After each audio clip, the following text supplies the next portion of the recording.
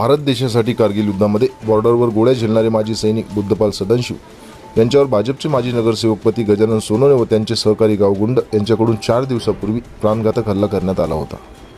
दिनांक 11 ऑगस्ट रोजी दुपारी 3:30 वाजताच्या सुमारास बाजुरिया नगरी हिंगणा फाटा अकोला येथे वास्तव्यात असणारे कारगिल युद्धामध्ये बॉर्डरवर ज्यांनी देशाच्या संरक्षणासाठी गोळ्या झेलल्या ते देशाचे रक्षक माजी सैनिक बुद्धपाल सदाशिव यांच्यावर भाजपचे माजी नगरसेवकपती गजानन सोनवणे व त्यांचे फरार साथीदार गावगुंड या सर्वांनी तलवार पाईपने बेदम मारहाण करून माजी सैनिक बुद्धपाल सदाशिव यांच्यावर प्राणघातक हल्ला चढविला होता।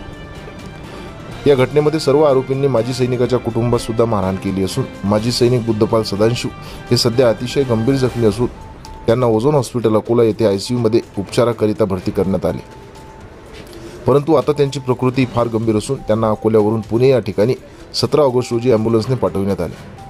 सर्व सामाजिक राजकीय पक्षातील कार्यकर्ता व पदाधिकाऱ्यांनी माजी सैनिकाला मदत करावी। महाराष्ट्रातील सर्वांनी या घटनेची दखल घेऊन ज्यांनी सैनिकाला मारहाण केली त्या सर्व आरोपींना कठोर शिक्षा झाली पाहिजे व सैनिकाच्या संरक्षणासाठी सर्वांनी सैनिकाच्या पाठीशी खंबीरपणे उभे राहिले पाहिजे असे आवाहन सम्राट अशोक सेना महाराष्ट्र राज्य तर्फे करण्यात आले आहे। वृत्तसंकलन विभाग, विदर्भ माझा न्यूज, अकोला।